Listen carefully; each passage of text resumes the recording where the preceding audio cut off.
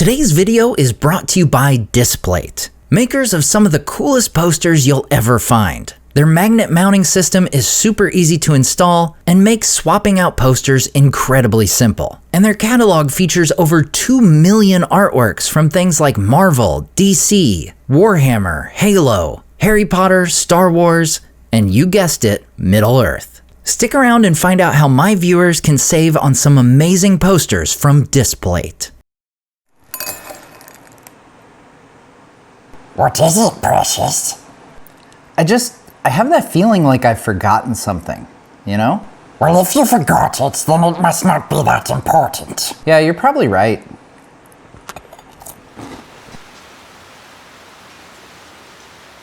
Well, folks, as my favorite Hobbit once said in the film adaptation, I've put this off for far too long. That's right, it's time for me to drop my deep dive review of The Lord of the Rings, The Rings of Power Season 2. We're gonna look back on it 1 year after it finished, and then I'll walk away into the night only to pop up again later, probably looking even more ancient than I already feel. It's been a while since the finale of Season 2, and as you remember from Season 1, I like to step away for a bit after the season ends, then take some time to rewatch the show before writing up my thoughts. Just like last time around, I'm gonna share a lot of thoughts on Season 2, and remember that these are just my thoughts. And whether you agree or disagree, I'd love to hear yours in the comments. So let's get rolling with our first topic, the Dwarves. We're gonna start things with what I think is the best and most consistently good storyline across both seasons of Rings of Power, the Dwarves. In the realm of Khazad-dûm, we saw a season led by their relationship with the elves, the prince's relationship with the king, and the king's relationship with his ring. And I think it's these relationships and their effectiveness that make this the most compelling storyline in the series. I've said before that Prince Durin is the absolute beating heart of this show. Anytime this guy is on screen, I feel like I'm gonna get genuine laughter, tears, anger, or warmth. The fact that he is what this storyline centers around makes everything around him stronger. The high watermark for this character, this storyline, and possibly the entire show, is the crescendo that builds between Durin and his father, who, yeah, is also called Durin. It's a whole thing that I have a bone to pick about, but I won't relitigate it here. But when it comes to my list of critiques on the dwarf storyline, which we'll get to shortly, the simultaneous Durin's thing is pretty small when compared to how good the dynamics here are. The part where Durin IV bears his soul to his wife Disa and breaks down over his father's descent into madness is easily the most successful this show has been at pulling off an emotional moment for me. Of course, we should talk about the Balrog in the room. When it was teased in Season 1, I called it Chekhov's Balrog. Having teased it, the show had to bring it back sooner or later in a big way. And I was actually relieved they didn't go full-on Fall of Khazad-dûm here. Way back at San Diego Comic-Con 2022, I remember at the Rings of Power panel, it was said there was enough going on in the Second Age to adapt without pulling things in from the Third Age. We'll get to the notable exception they've clearly made later on, but this is one I think could be safely down the line. For those keeping count, King Durin is Durin III and Prince Durin is Durin IV. The Durin who is king during the fall of Khazad-dûm and is killed by the Balrog is Durin VI. Meaning we've got a minimum of a couple generations, or by the books over 2,000 years, before that event transpires. Along with the Balrog, the other big question mark going forward with this story is the mentioned brother of Durin, who is apparently being set up as competition for the now vacant throne. Personally, I think it might be time for Khazad-dûm to take a bit of a back seat in favor of other, more pressing stories, specifically Númenor, but time will tell. Despite not being crazy about the idea of the Balrog showing up in the Second Age, I found it undeniably compelling when Durin III finally casts off the yoke of the ring and charges into battle against the Demon of Shadow and Flame, resulting in a cave-in and, for now, saving his son from the beast. This does, however, raise a big question of why in the world would the dwarves ever work these mines again? knowing that there's a giant fire demon waiting there. The only way I could see this making any sense is if 2,000 years pass and the dwarves come to think of it as an old wives' tale, leading them to, well, F around and find out. While my thoughts on the dwarves are largely positive, this storyline wasn't without its flaws. I found the moment of Disa finding evidence of the Balrog by following a rolling ball to be comedically ludicrous. For a show that really enjoys putting forth mysteries, I think something like having mysterious disappearances of miners would have made for a much more logical way to tease out the Balrog's presence. Likewise, Disa's singing, summoning bats to attack was silly and pretty out of left field. While these moments received a healthy eye roll from me and would have best been left on the cutting room floor, they don't break this storyline as a whole by any means. I could see how more casual viewers would find these as the low points of this storyline just from an entertainment standpoint, but personally as a Tolkien nerd, the biggest issue I had with this storyline was Durin III's relationship with his ring. And indeed, the rings in this show deserve a section all their own. The rings of the Rings of Power. Back in my Season 1 review, I made a big deal about the rings being forged out of order. Some agreed with me that this would have negative ramifications. Others said I was blowing things out of proportion and that it didn't really matter. And I think after Season 2, we do indeed see ripple effects of the show's choice to change this aspect of the source material. And I think on a larger level, a misunderstanding of how the Rings of Power actually work. When it comes to Durin III specifically, he is given his ring to help know where his dwarves should mine. And I actually thought this was a pretty good choice. One thing about the rings that's abundantly clear, and the most widely known fact, is that they enhance the wearer's natural abilities. Having a dwarf become better at feeling out where to mine with a hint of mysticism felt pretty good. However, the trouble came in the downside of the rings. We see Durin III essentially be taken over and corrupted by his ring, which points to a lack of understanding of both the dwarves and the rings. The dwarves, as Tolkien says, ill endure the domination of others, and Sauron's plan to use the rings to corrupt or enslave them flat out does not work. What it does, however, is feed off their greed and lead them to mine great wealth. This checks out, and I feel like the show was so close to being able to pull this off. However, in Season 1 we met a King Durin who did not appear to be greedy nor covet riches. He turned down his son's request of mining Mithril out of concern for the safety of his miners. If Season 1 had given us hints that Durin had a level of greed in his heart to build upon, I think some of his actions in Season 2 start to make a lot more sense. If he had agreed to help the elves but had set an exorbitant price on it, or if he was a king who is wooed by riches, this transition makes a lot more sense. Instead, he pretty dramatically changes course once he gets the ring, making his ring feel much more like the One Ring. And that's the crux of my issue with the rings in this show. Every ring is kind of treated like the One Ring. One of my recurring criticisms of the show is how often it feels more inspired by Peter Jackson's Lord of the Rings than the appendices and the Second Age material it's adapting. How the rings work are somewhat an example of this. They're clearly inspired in what they do more by the One Ring in the films than what we know of them from the books. King Durin's feels much less like an amplification of Durin's faults and more like a complete change in and corruption of his character. The king who put people's safety and well-being above everything else, including the possible riches that would result from mining Mithril, all of a sudden taxes his people to a ludicrous degree, has his miners slaving away, and is completely consumed by greed.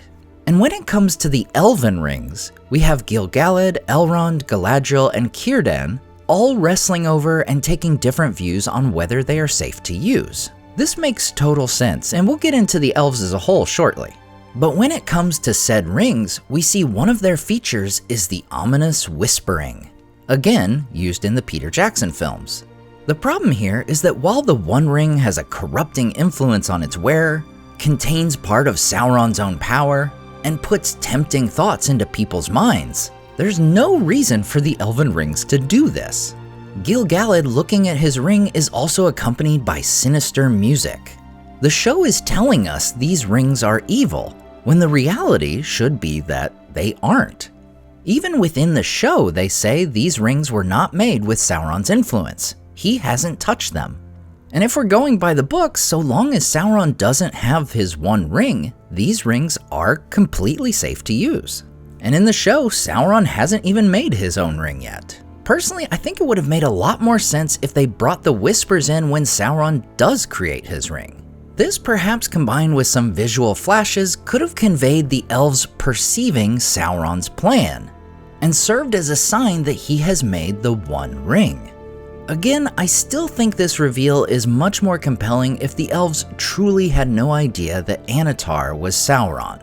But obviously that ship sailed long ago with this adaptation, and that also has some ripple effects. So obviously I feel like changing the order of the rings and the timing of the Sauron reveal in Season 1 have created some major issues. And unfortunately, I think the character that has been saddled with the brunt of this is Galadriel. At the end of Season 1, I said the show was in a tough spot, because Galadriel knowing Halbrand is Sauron means either A, she needs to fill in her allies, or B, all that comes after with the rings is essentially going to be her fault. And unfortunately, I think we got a very contrived way of doing A without avoiding B. Sure, she finally tells Gil-galad that the rings were the brainchild of Sauron, but nobody filled in poor old Celebrimbor. Yes, messengers were sent and shown being killed in the selectively super perilous crossing of Eriador, but surely a conversation took place between the creation of the rings and Elrond and Galadriel barreling out of Eregion like bats out of Angband. And apparently she did take the time to say, hey Brimby, don't treat with Halbrand no more, which kind of gets her off the hook. But her withholding this info from Celebrimbor does put a fair share of the blame for what happens squarely on her shoulders. Now, to its credit, I think the show is trying to course correct a bit here. The order of the rings and the nature of Sauron coming to Eregion was, in my opinion, botched in Season 1. But the show did come around to giving us Annatar and Celebrimbor, and it would have been impossible to do that if Celebrimbor knew who he was. Celebrimbor and Annatar. While I'm obviously very critical of the ripple effects of Season 1, the choice to give us Sauron in his Annatar form and work with Celebrimbor more extensively on the rings is unquestionably one I am thankful for. While I think it would have made more sense to follow the book order and have the three rings be a culmination of the work of crafting the Rings of Power, the relationship and arc of Celebrimbor and Annatar is easily the high watermark of Season 2. Charles Edwards and Charlie Vickers absolutely shine in their scenes together, and while I have some qualms with the larger Eregion storyline, they don't come from these two characters. Sauron revealing his Annatar form, his whole mind trap deception of Celebrimbor, his direct forcing of Celebrimbor to finish the work, and Celebrimbor's death scene are all truly great moments. Celebrimbor saying that Sauron is truly the great deceiver, for he deceives even himself, was fantastic. Likewise, the entire death scene, with Celebrimbor dropping knowledge that his soul will soon go where Sauron cannot follow, and foreseeing one ring of power will prove Sauron's utter ruin, and declaring that Sauron is not the master, but the prisoner of the rings. These are all fantastic moments that are packed with meaning for these two characters, both from a show and a book perspective.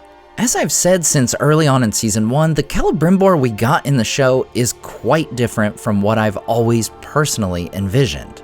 I've always thought of him as a Feanor 2.0, more in line with the Shadow of Mordor version, albeit without the whole becoming a wraith and sharing a body with a ranger craziness. That being said, I feel like Charles Edwards has done an incredible job, and he's totally won me over as the character for this particular adaptation. Likewise, I think Charlie Vickers is one of the standout actors from the show as a whole. In a way, he's kind of had to play three different characters so far: the human Halbrand, Sauron, and now the more elvish appearing but still Maiar powerful Annatar. And sure, Sauron and Annatar go hand in hand and aren't truly two different characters, But it's no doubt an acting challenge to play these different roles with differing personalities, but to adjust the degree that you see Sauron underneath Annatar along the way. The two Charlies are doing some great work here, and the fact the two of them are able to share so many scenes together is a major boon for the show. Dwarves and Elves. There is, however, one fairly big thing I think is missing from the storyline surrounding Celebrimbor in particular. With his story now completely wrapped up, I can confidently say that Rings of Power was completely lackluster in showing the friendship between Khazad-dûm and Eregion. This is such a great element of the books. The only true friendship that we see between entire civilizations of elves and dwarves in either the second or third ages. Yes, we get Elrond and Durin's friendship, which is lovely. I can't say enough about how much I enjoy this friendship. And when we finally get to see them together again on screen toward the end of the season, it made me realize how much I had missed their scenes together. However, we only get vague hints at the larger friendship between the realms. We see a wide shot of Celebrimbor's forge being made in Season 1, where we are told dwarves are working on it.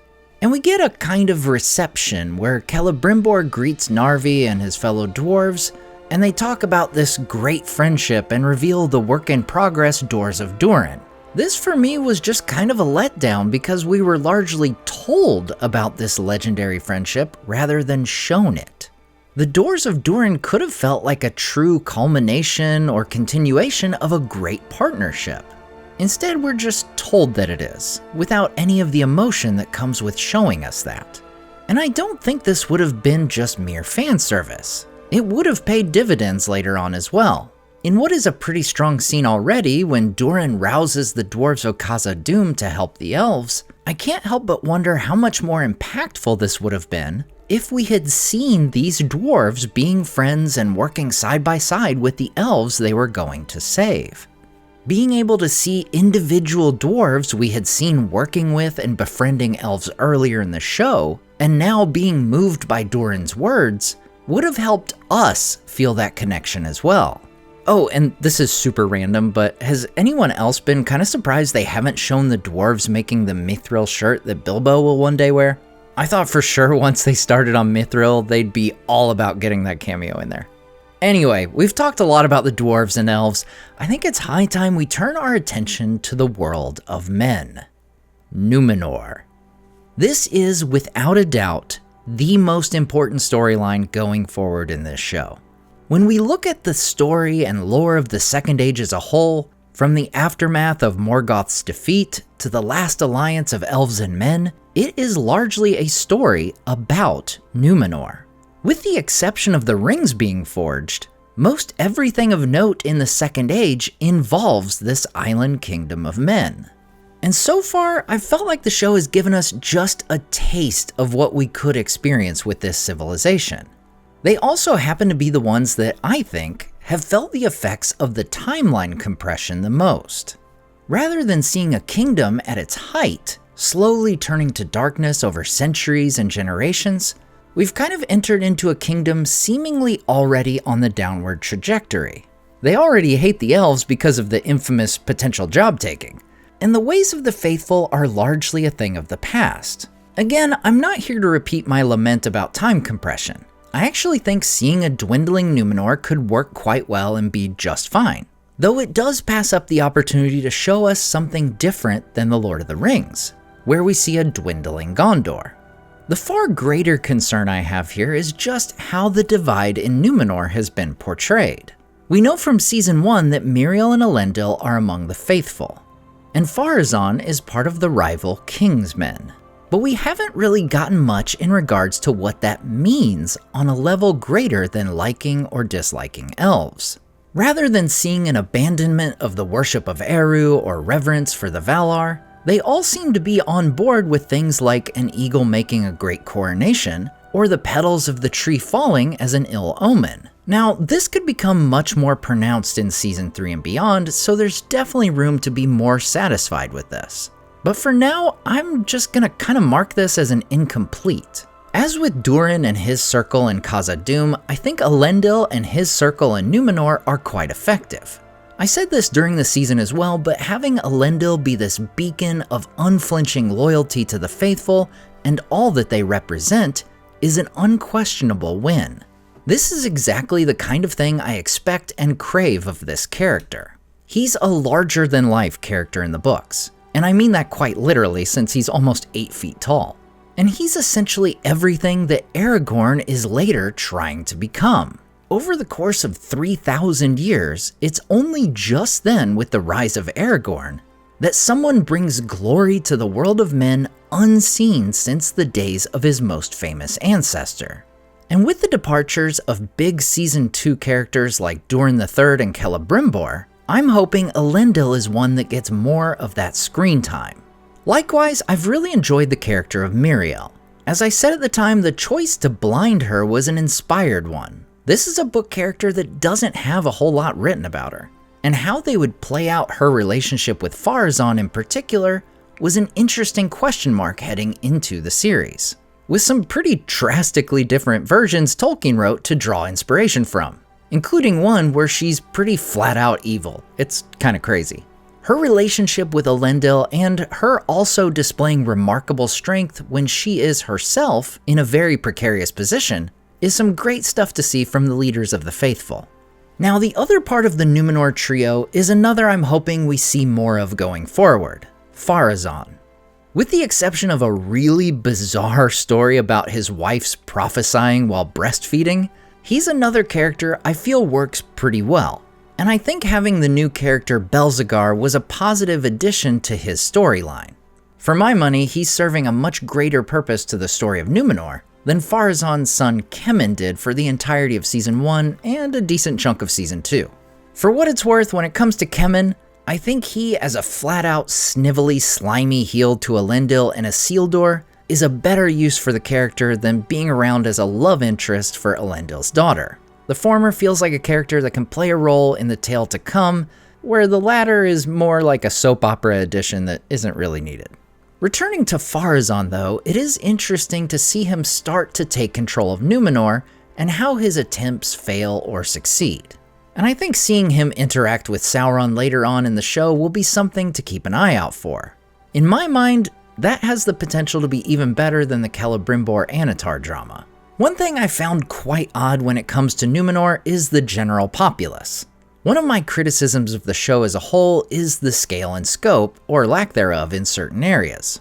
I'll make a larger point about this later on, but we see this manifest in Númenor as this massive city feels remarkably small outside the establishing shots. Most of the scenes happen in the same royal hall with a few dozen extras, or outside on a cliffside with a few dozen extras.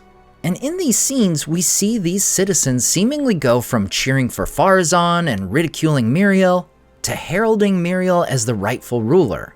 And I found it almost comical the way the mob was convinced the eagle showing up was for Pharazôn instead of Miriel. All it took was one guy starting a chant and everyone just kinda went along. It all just makes the general Númenorians look pretty fickle. And if we look back to Season 1's job scene, kind of stupid. And I don't think we've had nearly enough development in the Númenor storyline as a whole to get to a point where the Kingsmen can just round up faithful Númenorians. Some of Tolkien's most intriguing writings on Númenor, I think, are when he's writing about the dynamics in Númenor during this period when there's great tension between the faithful and the Kingsmen. We get this tremendous sense of it being dangerous for the faithful, while folks like Elendil and his father Amandil are highly regarded enough to almost be untouchable. There's this delicious balance of under-the-surface conflict that I don't think we've fully gotten in this show. It feels more like a switch has been flipped and it was done quite easily. Again, Númenor as a whole I think is still an incomplete story. Unlike Eregion, we can't fully shut the book on how this has been adapted. But it is something I'll be keeping an eye on in Season 3 and beyond. Quite frankly, this storyline is vital to the future of the show, and in my opinion, needs more screen time for its characters. And I, for one, have a suggestion on where that screen time should come from. The Harfoots. I'm gonna let you in on a little secret. Hobbits are lame. Now, before you grab your pitchforks, frying pans, or whatever weapon of choice, let me explain. Hobbits are, by their nature, not adventuresome creatures. They aren't big and mighty, they aren't heroes of legend. Every so often you'll have one like a bull-roarer Took who fights and saves the day, but you never see them off on grand adventures. This is why the deeds of Bilbo and Frodo are so profound. Bilbo is an adventurer, Frodo is decidedly not, but he rises to the occasion when he's needed. The very reason these characters are so surprising in the late Third Age is that hobbits simply don't do grand adventures. And that's just part of the reason I find the hobbits in this show to be so grating. There's no new ground being broken here. Everything we see the hobbits in this show do is some variation or rehash of things we've seen hobbits do in The Lord of the Rings.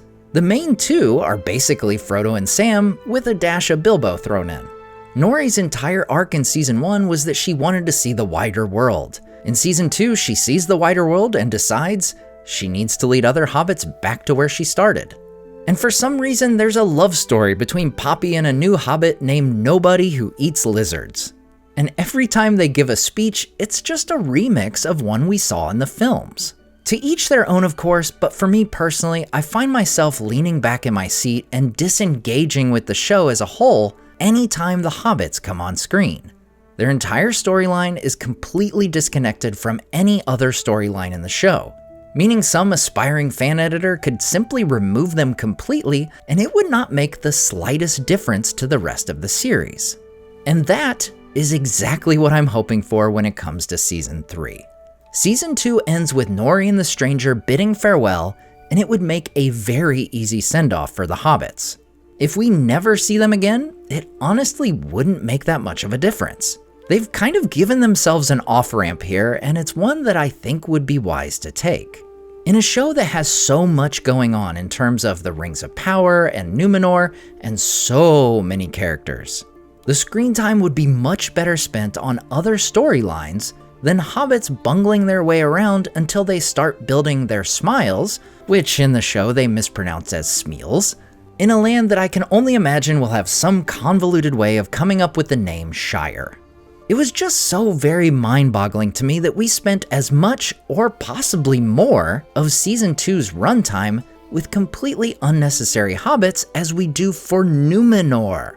I said during the first season that including hobbits felt like someone along the way just made the decision, well, we gotta have hobbits because all the movies have hobbits. And Season 2 has done nothing to make me feel any different. Okay, now that I've gotten that rant out of my system, let's move on to characters and storylines also happening in the eastern lands of Rhûn. Gandalf, Tom Bombadil, and the Dark Wizard. So way back during Season 1, I laid out my reasons why I thought the Stranger would and should have been a blue wizard. In short, my point was that going this route would be a nice blank slate for the character. With him being Gandalf, a character that we know a great deal about, his history and personality, it just means there could or should be a lot more limitations on what he does.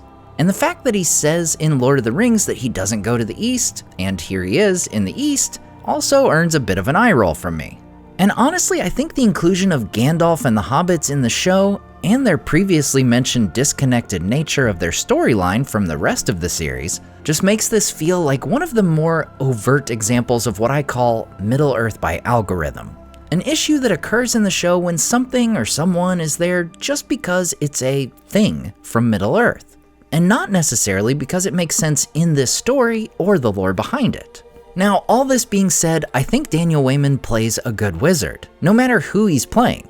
Now that word is out that he's Gandalf, though, it's going to be a tall order not only following in Sir Ian McKellen's footsteps, but he's now playing Gandalf at a time when Sir Ian will be returning to the role in The Hunt for Gollum and another unnamed future film. Now that the Band-Aid is ripped off of this mystery, though, I will say I'm intrigued to see what Wayman does with the character. Like I said, the guy plays a good wizard, and he showed off some great talent, especially in Season 1 where his character was largely non-verbal. While the performance is good, I feel like the Stranger has been stuck in a storyline that's been spinning its wheels for much of 2 seasons of the show. We've now had 2 seasons, that's 16 episodes, that's 16 hours, and this character has learned that he is good and that his name is Gandalf. Here in Season 2, our big developments with the character are how he discovers his name, how he gets his staff, and how he learns his famous line from Fellowship of the Ring. We're getting answers to questions that I don't think anyone was really asking, kind of like Han getting the last name Solo because he was alone. Things we didn't need an explanation for. And the way his name was revealed from Grand Elf, after the entire season was dropping heavier and heavier hints of who he was, earned the biggest eye roll of the season from me. They went so far as to have Nori refer to a Gand, meaning wand, earlier in the season, so they had the actual origin of his name right there for using, but instead came up with Grand Elf. Anyway, back to my original point, it just feels like we've spent a lot of screen time to not get very far with this character. It makes me wonder if, rather than the mysteries about his goodness and his name, a wizard should have been something that came into the show later on. Imagine, for instance, that a wizard is sent to Middle-earth as a result of Sauron's overrunning of Eriador, or some other big event on the horizon. Would saving a wizard for later on have given the other storylines more room to breathe and develop? And would a later arriving wizard have allowed that character to move through his story at a more satisfactory pace, and get in on the action of the show proper more immediately? It's just a thought I've had recently, and I'm curious to know what you all think. If there has to be wizards in the show, would it have been more effective to save them until later? As much as I feel like Gandalf was the least inspired choice possible for this character, I do find myself quite intrigued by the Dark Wizard. Out of this entire storyline, his relationship and history with the Men of the East had me most interested. The idea that this wizard showed up and set himself as a lord over the men of that land, and possibly afflicted them with some disease that makes them wear masks, is a cool concept, and one I was hoping to learn more about. When the show talked about going to the corners of the map of Middle-earth, the Easterlings were one of the first things I thought of. Personally, I'd relish the chance to explore their civilization and culture more than just featuring characters from the Westlands of Middle-earth being placed in the East. And while I've obviously been totally wrong on this very topic before, I think there's reason to hope that this Dark Wizard is indeed a blue wizard. The men under his service, and their horses, have blue streaks of paint across their chests, which I think is a nod to his true identity. Now, the other popular theory is that he is Saruman, which I have to say would be just a terrible decision. He's already conveying nearly identical ideas to what Saruman says to Gandalf some 3,000 years later, that together they could overthrow Sauron and rule Middle-earth. It's already kind of bizarre enough that Gandalf would have this exact situation pop up twice in his lifetime, and if it's with the same person, why in the world would Gandalf ever trust Saruman after this? It would just make Gandalf seem incredibly, woefully stupid. As with the Hobbits, there's already too much repetition or recycling of things from The Lord of the Rings in this storyline. It would just be the peak of regurgitation to make this Dark Wizard Saruman at this point. And then there's Tom Bombadil, the character famously left out of nearly every adaptation of The Lord of the Rings ever made. And yet, he's a fan favorite to many a book reader. So needless to say, it grabbed my attention and made headlines when Rings of Power announced that Tom Bombadil would appear in the show. And while he may not be beloved by all, I'm personally a big fan. The thing I feel like this iteration of Tom has going for him is his warmth. Easily my favorite moment with him is when he's preemptively pouring tea for two before Gandalf walks in. Then they sit by the fire, just two ancient beings enjoying a relaxing song. It makes me think of the tidbit in the books that Gandalf the White spends a couple years hanging out with Tom and Goldberry before sailing west. Now, for the things I didn't care for about Tom, one of the biggest is also the most obvious. This character, who is notorious for singing and being so light of mood, has never been so dour. It feels like the show wants Tom the character, but is afraid to go full Tom, or even half Tom, with him. He just kind of mumble sings to himself occasionally. And this character, who's so known for his irreverence that Gandalf would say he would throw away the ring if entrusted with it, is depicted as some kind of Yoda trainer guy for Gandalf, sending the latter on almost a chosen one type path. And Gandalf's words about many that live deserve death and some that die deserve life from Fellowship of the Ring are reused here by Tom in an effort to convince Gandalf not to go save his friends. And it's not just the regurgitation or the Yodaing of this situation, but also the fact that this is just so out of character for Tom Bombadil that drives me crazy. Again, it feels like the show wants Tom Bombadil, but it doesn't actually want to portray him. Needless to say, I was underwhelmed by what we got with Tom in the show, and I honestly think he could have been used much more effectively. Which brings me to my next point. Galadriel, Elrond, and the Elves. As I was thinking through Season 2 as a whole, I couldn't help but make a connection of how I think Tom could have served Galadriel and Elrond's story in particular. To its credit, I think Season 2 attempted to bring down Galadriel's crazy level on the whole, and there were some consequences for her actions in Season 1, primarily in the form of Elrond being mad at her. I still think that Celebrimbor saying Sauron wasn't her fault was a bit of a stretch in attempting to let her off the hook, but it feels like they're trying to level out the character a bit. We see Galadriel and Elrond's spat play out mostly through the early parts of the season and during their journey through Eriador, where they encounter Barrow-wights.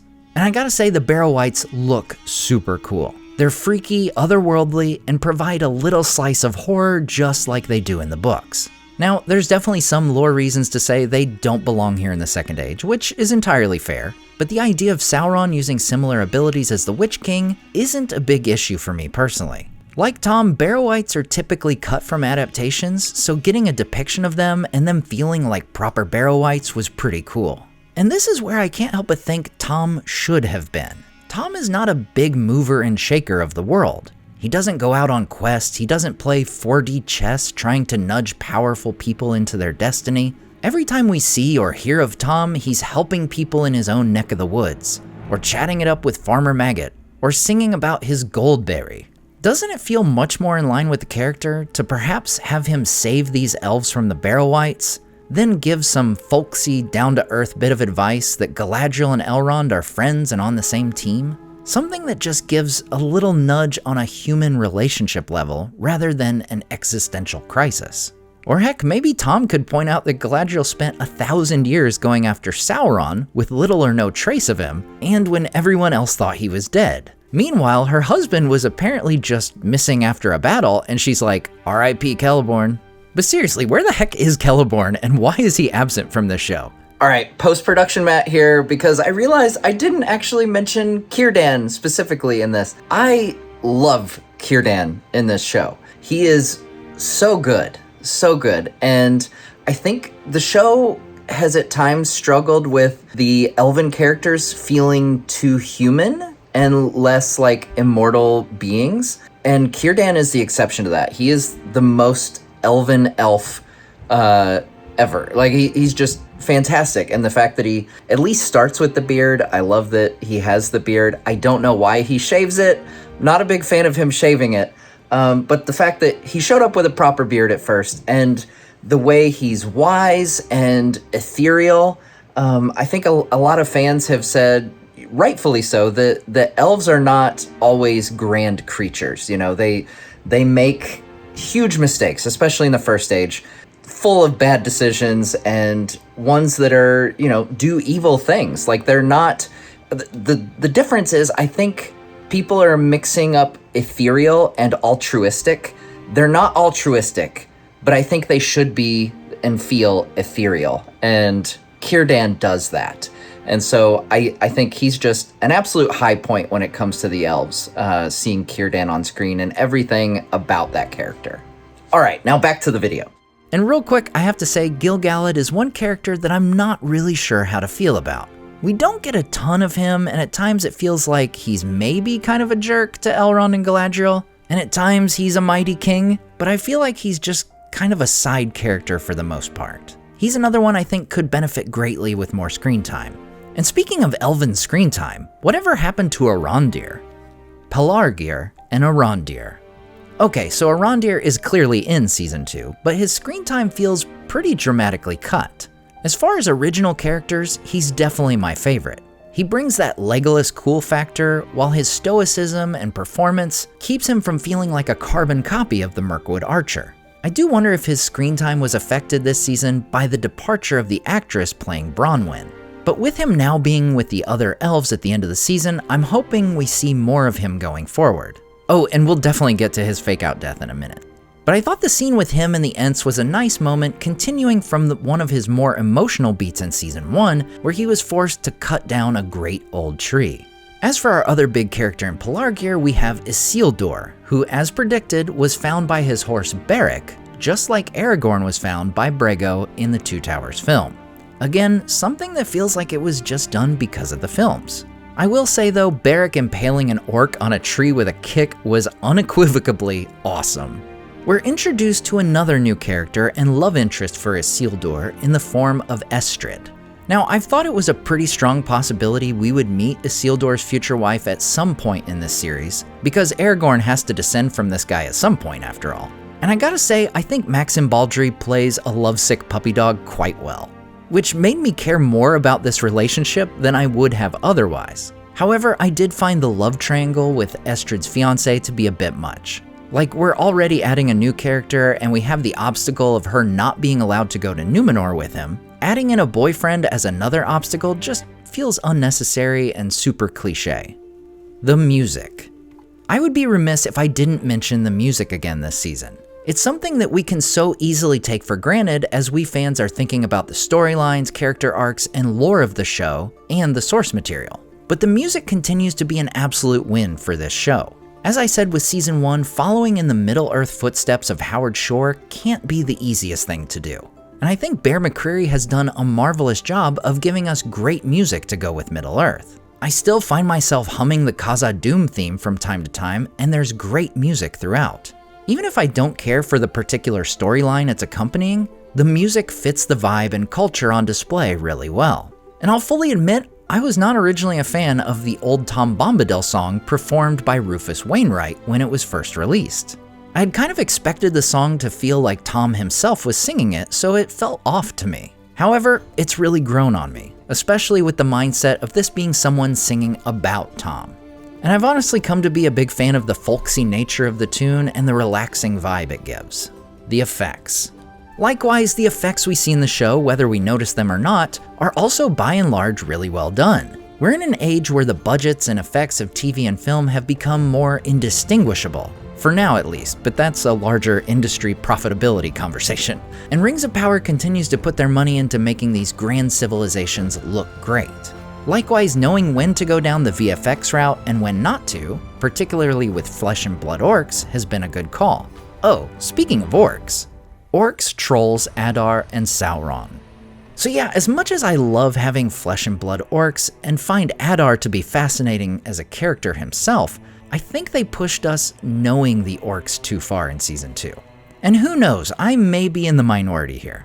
But while there's some fascinating philosophical and theological conversation to be had around orcs and their evilness, I don't think it's one that's very effective to tackle in one of these adaptations. Yes, it's a question Tolkien wrestled with later in life, but when it comes to tales within the Legendarium, orcs are the bad guys, and they're effective bad guys. And honestly, the show kinda needs them to be bad guys. Going so far to show an orc family with an orc baby, while not lore-breaking, probably won't have any lasting impact for the audience.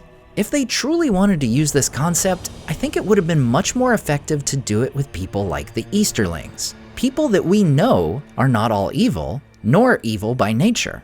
I think it would have been far more rewarding and lore accurate to have us empathize with humans than empathize with orcs. And honestly, going into the season, I thought we would get more scenes exploring the story of Damrod the Troll than the orcs. This guy was described as an eater of dragon bones, inspired by a Breaking Bad character, and even has his own song in the soundtrack. Full disclosure, to my own surprise, I actually really like the Damrod heavy metal song. I wouldn't have cared for it being in the show with the lyrics and all, but as a standalone track, it's kind of fun. As we know, Tolkien has inspired many a rock band, from my personal favorite Led Zeppelin to bands like Blind Guardian. And heck, Christopher Lee, who famously played Saruman, started singing heavy metal in his 80s. Seriously, go have a listen. So with all this marketing going toward Damrod, I was kind of surprised how little we got of him. It's hinted that he doesn't care for Sauron when he first appears, then he shows up at the battle and dies shortly after. Honestly, it's not like a strike against the show or anything that we didn't get more of him. I'm just saying I was surprised given how much he was in the marketing. I actually liked him showing up at the Region as it was a reminder of how big of a deal one troll can be when thrown into a battle. So overall, I think he was pretty cool. Although, as I said in my breakdown of the episode, his death is shot very oddly. We get Arondir stabbing him in the hand, then Elrond stabbing him, then Gil-galad riding on a horse and stabbing down with no damrod in sight. This felt like it was supposed to be a moment, where 3 of our main elves join together to take down an enemy. We've seen all kinds of these in movies, but without some medium or wide shots to tie this scene together, it all feels very disjointed and separated. It's hard to feel like these 3 are coming together if we never actually see them together. Now, despite a change in casting, I felt like Adar largely continued to be a pretty strong character in the show. I felt like the extent of his obsession to go fight Sauron in Eregion, to the point of wantonly sacrificing his children in the siege, was a bit of a stretch for the character we met in Season 1. However, unlike some of my complaints about Galadriel's actions, we see Adar pay the consequences of those actions, where his own orcs betray and kill him, deciding to follow Sauron instead. And seeing Sauron manipulate Adar in the beginning of the season and having that pay off with Adar's death at the end was quite satisfying. And it did a lot to solidify Sauron as a character of malice and cunning. Speaking of Sauron, let's return to him for a bit, as I largely focused on his Annatar form in the earlier portion of this review. The character was at his strongest this season when he's manipulating people, which was a nice change from Season 1's more pity-party Sauron trying to be a good guy. And I know some people will say it was all a big old ploy, and I really don't think it was. There's just too many things that happened independent of Sauron in Season 1 to have it all be part of some grand scheme, in my opinion. That being said, I really appreciate the effort made in Season 2 of making Sauron much more an outright villain. Things like stealing the necklace from the human he seemed to befriend and leaving him for dead, and giving a smirk toward the camera when Galadriel showed up to the raft hinted at some malevolence from the beginning of the show. Even if it feels like it might be a bit of a retcon, it's one in the right direction. And speaking of retcons, the season started off with Sauron, this time in redhead form, speaking to a group of orcs after Morgoth's downfall. We find him kind of pitching his leadership of the orcs in Morgoth's absence. And it kind of works in the sense that they're trying to give a reason for Adar killing Sauron. Sauron says enough dumb things the orcs don't like to make you believe Adar would attempt to kill him. Personally, I just kind of thought this premise of Sauron needing to be crowned and needing the orcs' approval to be kind of contrived. Not only in the sense that Sauron is a clear number 2 to Morgoth, and by this time in history has already assumed command of them before, but in one of the coolest shots of Season 1's prologue sequence, we're shown this awesome silhouette of Sauron among a horde of orcs, as Galadriel says how the orcs multiplied under the command of Morgoth's most devoted servant. So by the show's own logic, Sauron already commands the orcs. So why in this flashback is he acting like someone needing validation? This is something I was really confused by, so if you have any thoughts or insights, let me know in the comments. Oh, also, gooey Sauron was kinda weird. Very Venom symbiote-like. Maybe it's a small thing, but I think him being a wisp of vapor, like a spirit trying to regain form, would have looked a lot less sci-fi. Another thing, I think his fight with Galadriel at the end of the season, while it makes sense for the show we've been given and the connection they've made between these two, it felt pretty Marvel-y to me. Especially with Galadriel's line of "heal yourself" before doing a roundhouse kick to Sauron's face. It just felt really hokey, and it's like Season 2's version of I'm good. If every season is doing these Galadriel v Sauron moments, it's hard to hold out hope that when the time comes, we'll get the book-accurate Gil-galad and Elendil versus Sauron, which would be a true shame, as this is a moment that I would love to see come to life. But overall, I gotta say Sauron as a character, I thought was well improved in Season 2. He seems to be back on track and heading in the right direction, and I'm genuinely excited to see him wreak havoc in Eriador, and Númenor in particular. And, well, basically everywhere he goes. Scale, scope, and show. Alright, a few quick notes that didn't cleanly fit into areas that I already mentioned. As I alluded to earlier, I think this show really struggles at times with 3 particular things: scale, scope, and show don't tell. When it comes to scale and scope, we have things that make the world feel smaller than it should, like the tendency that was especially prevalent in Season 1 to show grand wide shots, then all the acting would take place in enclosed sets, with very rare shots in between that give us context to where these scenes are taking place. I think this improves in a couple instances in Season 2, like seeing widest shots of Númenor's White Tree area, which helps us place the Royal Hall. And we also got some great shots like this in Khazad-dûm. Now we do get more locations this season in places like Númenor, which helps it feel a little bit bigger, but I think it still needs more of those shots in between big wide city scale and here we are in a room or on a set situations. When we look at Eregion, we don't really see a whole lot of the city. And an even bigger issue is we don't see much of their population. Throughout the entire climactic battle, it feels like there are maybe 20 elves defending Eregion. We simply don't get any sense that this city is lived in by any kind of substantial population, much less that this population is fighting back. While the scenes in Celebrimbor's Forge area are some of the series' best, it would be good if more things of significance were taking place outside it. The show still struggles with the issue of fast travel as well. We really only have 2 examples of travel taking any significant time.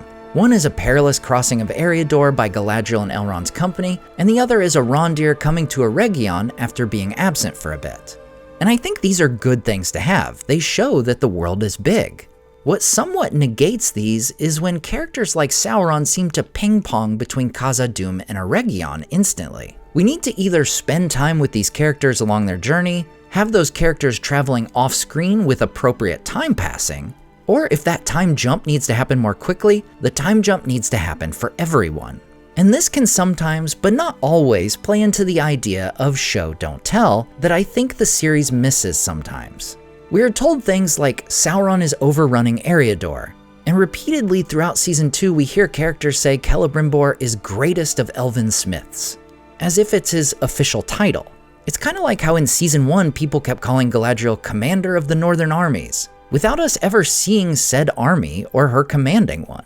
These phrases lack a bit of meaning if we don't actually see the person doing the thing or something like it. Celebrimbor at least is clearly a good smith by the end as he creates the rings, but I think this is where he could have used more screen time in Season 1.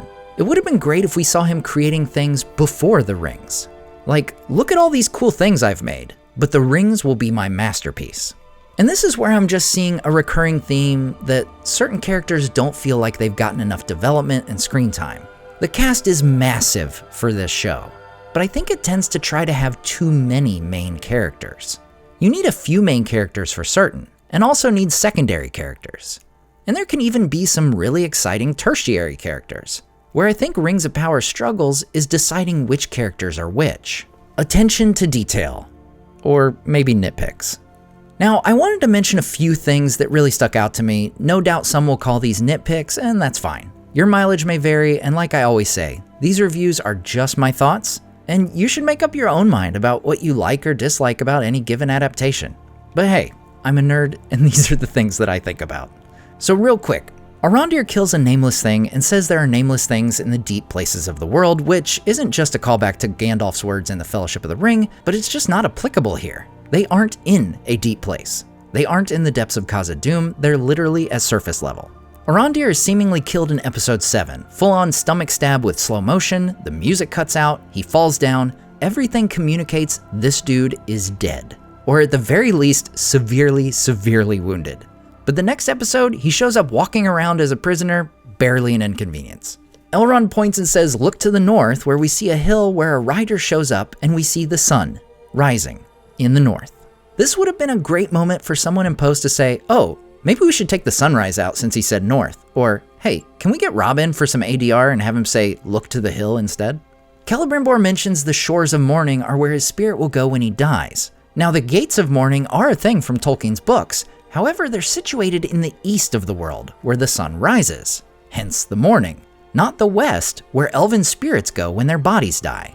If anything, he should have said the shores of evening, or the shores of twilight, or whatever name we want to use there.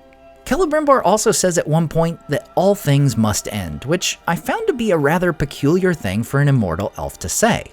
His whole purpose with the Rings of Power was to forestall the decay of the world, making it so their elven realms don't end. The phrase just seemed kind of off to me. Final thoughts.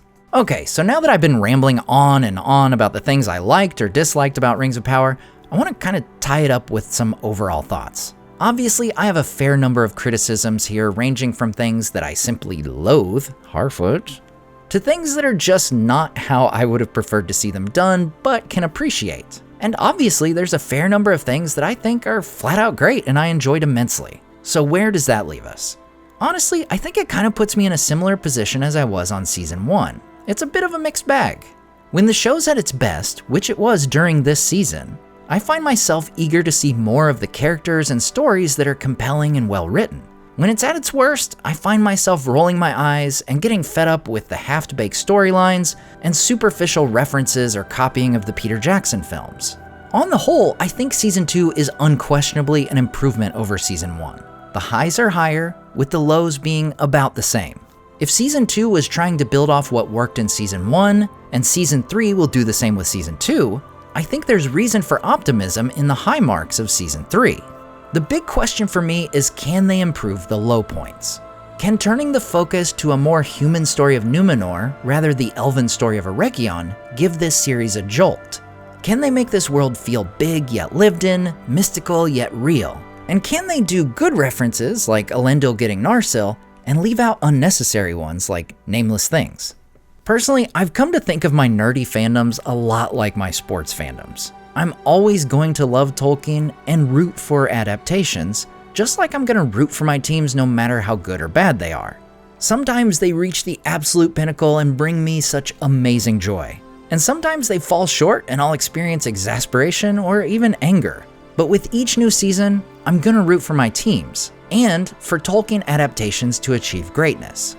Who knows what Rings of Power Season 3 will bring, or Hunt for Gollum, or, well, actually, I'm just gonna fast forward to 2026 for my beloved Pacers. It's been rough. At the end of the day, I hope this show continues to improve and take steps in the right direction across the board. But you didn't come here for that soliloquy. You probably came for a score. As for the season in question though, I'm gonna score this similar to Season 1, as the experience for me was pretty similar. Though I do think overall it was better, so instead of thinking around a 5-6, I'm looking more at like 6-7. Oh my gosh, I just said 6-7. Oh my gosh. Oh, that just shook my brain loose, and I realized I didn't even mention the flippin' Elrond kissing Galadriel thing. Okay, this is another reason why it would have made so much sense if her character was Galadriel's daughter Celebrimbor instead. Okay, I've mentioned that before. Maybe it needs its own video. I'm rambling even worse now. Okay, that kiss at least was worth half a point deduction. 6.5, done, final answer. All right, guys, time to weigh in the comments. I'd love it if you kept it civil. We're all fans here, and I hope we can debate the merits and pitfalls of this show cordially with one another. I genuinely love being part of the conversation around Tolkien adaptations, and I want to hear your thoughts.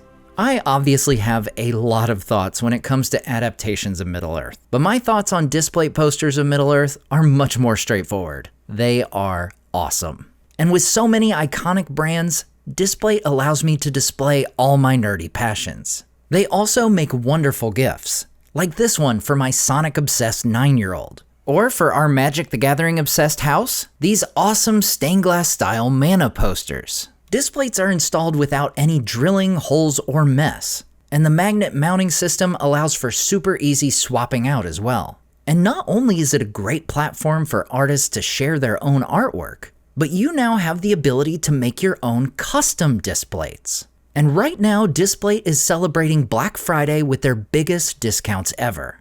Use the link in the description or enter code NOTR at checkout to get 37% off 1 to 2 displates, 43% off 3 to 4 displates, or 46% off orders of 5 or more. Thanks so much for watching, and enjoy displaying your favorite fandoms with amazing metal posters from Displate. As always, I want to say a huge thank you to all my Patreon and YouTube supporters who make this channel possible. CCDC Red Team, Evil Chameleon, Tom de Bombadil 19, Lissamy the Cinda, Rabbi Rob Thomas, Charles Leisure, Joe Tepper, The Mighty Mim, Andrew Carlisle, Swirled Traveler, Matthew Jeffrey, Viking Lord, Alvin Einbert, Jeremy Daniel Derby, Madame Director, Freya Firestar, Chris and Meg Q, Leo Vittori, Sky Carcass, Slide Belts, Dane Ragnarsson, Berto Berg, Graham Derricott, The Dark-Haired One, Wyland, Kiara Berlin, Z and N, Evely, Kia, Micah Wu, and Debbie.